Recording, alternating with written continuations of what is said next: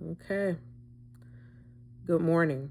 Good morning. It is November 4th, Tuesday, 2025. And it's Dirty Fasting Life. It's been months. It's been a long time. I think the last time I did a video was, I want to say it was probably some months ago, maybe the beginning of this month, maybe. Um, it could have been last year. I really need to go back and check on all of that. Um, First of all, I'm gonna give a really brief recap to what has been going on in my life because a lot has been going on in my life. I have over the last, I'm gonna say probably year and a half. Yeah, I'm gonna say the last year and a half, a major turn, I started to experience in my life. The biggest thing that has taken place, of course, is my divorce. So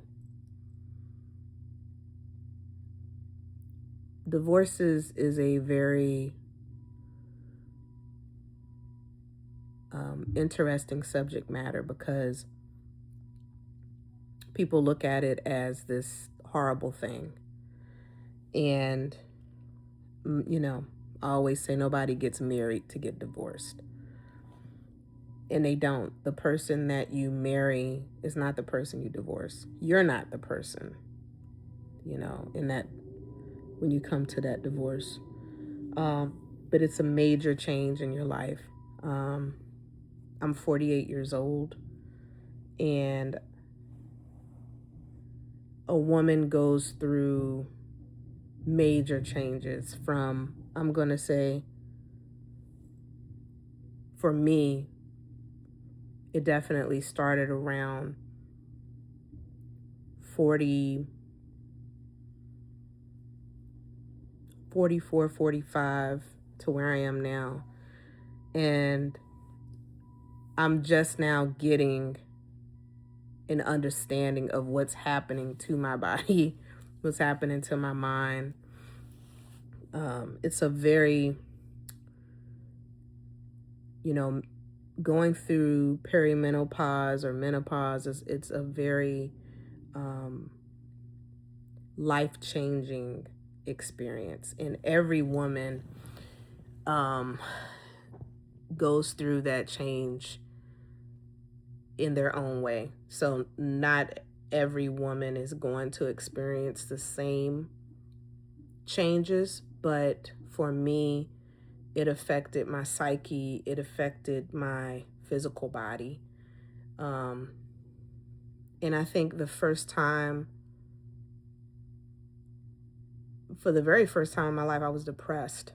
Like, I really felt what depression was. It wasn't just moments or, it was real live depression met with sadness, met with helplessness. And then you coupled that with the changes in,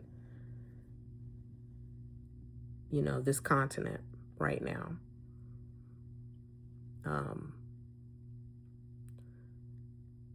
It was a lot. And then you throw on top of all of that your personal life, So now you're going through acknowledging the deterioration of your union. And I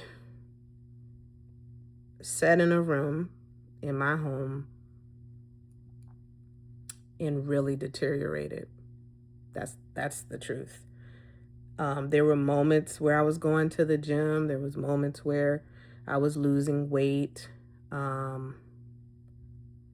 But I'm at my highest weight now than what I have seen in probably 6 or 7 years. So in 22, I had gotten down to 174.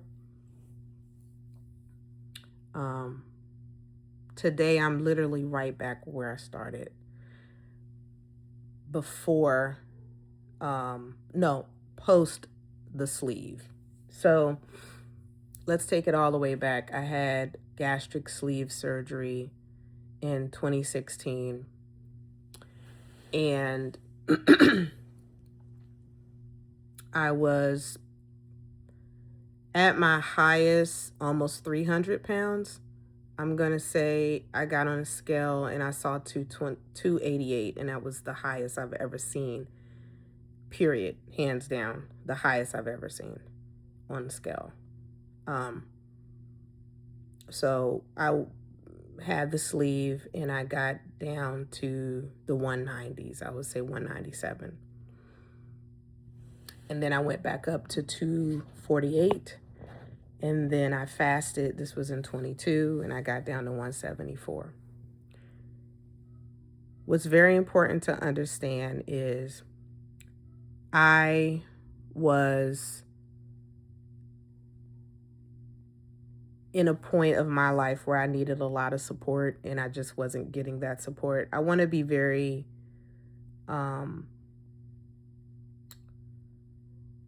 just respectful of the whole situation. I just wasn't getting the support that I needed. I wasn't quiet about it. I don't think anyone should ever be quiet about what you need in a relationship and what you need within yourself. So I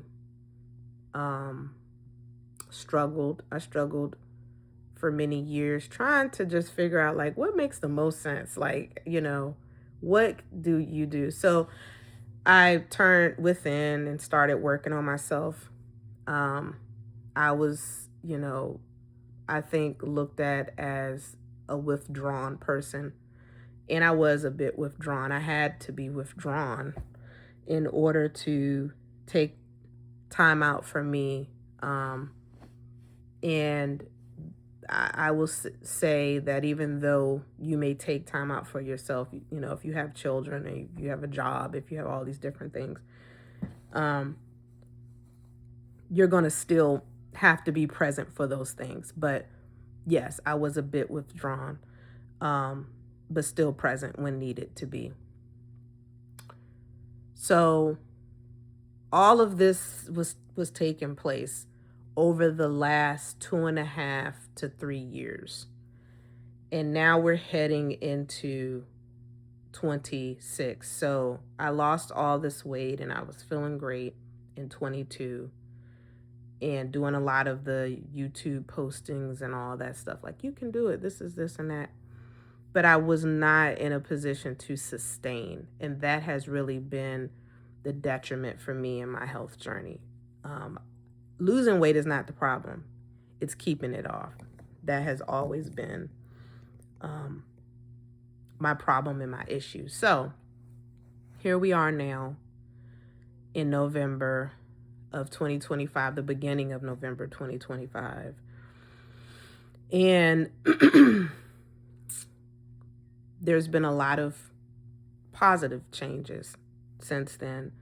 The good news is that my children are happy. They're adjusting, and that takes some time. So there's moments and there's,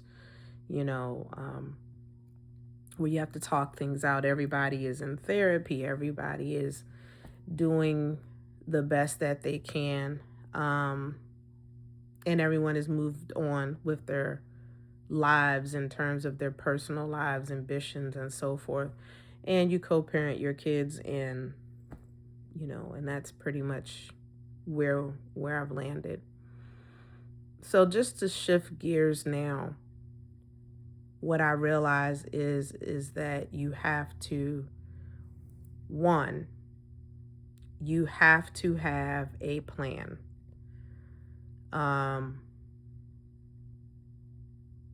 And so my plan is to continue with my therapy, continue with addressing my needs as a neurodivergent woman who's going through menopause, who is currently furloughed, who is and recently divorced, and dealing with all of those things.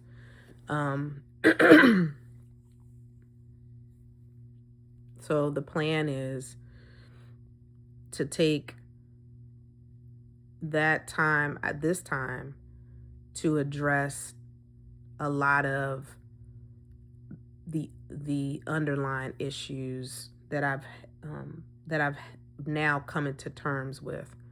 So being neurodivergent, having ADD, managing my executive decisions better, keeping my home clean, eating right, all the things that everybody needs to do, right? So that's the plan. Now you have to carry out the plan, and then you have to be consistent with carrying out the plan. So when it comes to my wellness journey, because that's what this is right now, what I realize is that support is so important. You need support. And if you have someone in your life, I will say right now that if that person isn't supportive to you, you're not supportive to that person, it's not going to work, You're going to say, oh, I don't need anyone to, I'm fine, I'll do it on my own. Not when you have someone in your life. If you're on your own, you're on your own. If you're single, you're single. But if you have someone in your life and they're not being supportive to you, you don't have anyone in your life. So remember that part. You do not have anyone in your life. So, and I think number 3, after the implementing the plan and being consistent with it, is just that, the support to maintain and continue on with what you have to do. So being that I have the sleeve, one thing about the sleeve is that you do have to have maintenance with the sleeve. And one thing I never did was to follow through with my maintenance and my examining and evaluations and so forth. And so what I discovered, that first of all, understand weight loss surgery does not and will not solve your weight issue. You'll lose weight. You might even put yourself in a situation where your success of your surgery will keep your weight down. However, you'll always be in a situation where you're going up and down with your weight. So what I'm trying to say is no surgery, no pill, no injection, no fasting regime is going to keep you, healthy. You have to keep yourself healthy. Okay. These are things that are put in place to help you, but they're not going to cure you, is what I'm saying. But I had the surgery and had not followed up. It'll be almost 10 years. It'll be 10 years in February of 2026. I hadn't followed up. I've recently followed up, and it has been discovered not only do I have a hernia, I have a small hernia in my stomach. So the stomach, there's your diaphragm, and then the hernia is at the top, which is probably causing the GERD. So I have GERD as well. Went through the pH monitoring and the endoscopy, and I've had the ultrasound of my stomach, I've gone through the test where you swallow all the, the liquid, and then it goes through and it shows your skeleton, your body, or everything you can think of. And I didn't realize that that's what was happening. After I eat, like right now, haven't eaten. I had some coffee, but I do this a lot. And what that is that the juices, the digestive juices, are coming up, and it's getting in my throat. And sometimes I even have this raspiness in my throat. All of this is from GERD. So now there might be surgery in my future to correct that. That'll be a whole nother series if and when that happens. But right now, that has been the determination. The good news is that I'm healthy. I'm 258 pounds as of today. And the only situation outside of the GERD and the hernia is that I have low vitamin D. So I do take my supplements, but then I also take an extra vitamin D pill so that I'm getting the essential dose of vitamins that I need and minerals. So now the journey, so I say all that, and I've caught you guys up on all that. I'm really trying to keep this under 20 minutes. So what's going to happen is my goal is to lose 8 pounds per month. And that's going to consist of fasting. I'm not going to go into the specifics of the types of fasting. It'll be anywhere between intermittent fasting, OMADs, 48-hour fasting. The most that I'll do or the longest I'll go without eating, will be 3 days. I will not go over that. I've done this before, and what I realize is that you really don't need to go over 3 days. Your body will have done everything it needs to do, cleanse, replenish itself, growth hormones, burning fat, you name it, will happen within 72 hours. You should definitely eat something, and then you go back, which is called the rolling fast, which did excellent for me. I lost 74 pounds in 10 months. In 8 months, what I'm expecting from myself is to be out of the 200s forever. I plan to be out of the 200s by June. Early to mid-June, I plan to see at least 199, 198, something like that on the scale. That's my challenge for me. And a lot can happen within that time. I may have corrective surgery, revisement, because of the GERD, which will help tremendously, of course. If that's not the case, I will continue with my fasting regime.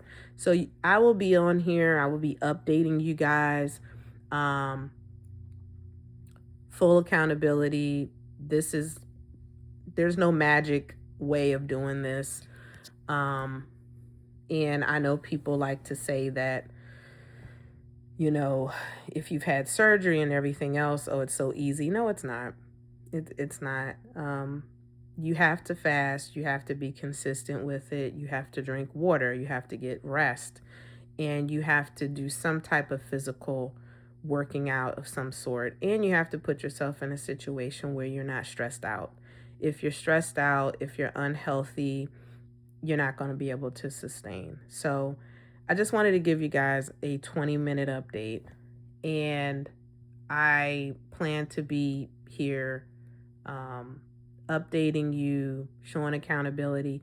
I do have a trainer that I meet with twice a month. So we'll be doing that too. So just stay tuned for more and stick with it. Be consistent. You can do it. It's Dirty Fast in Life, and I'm out.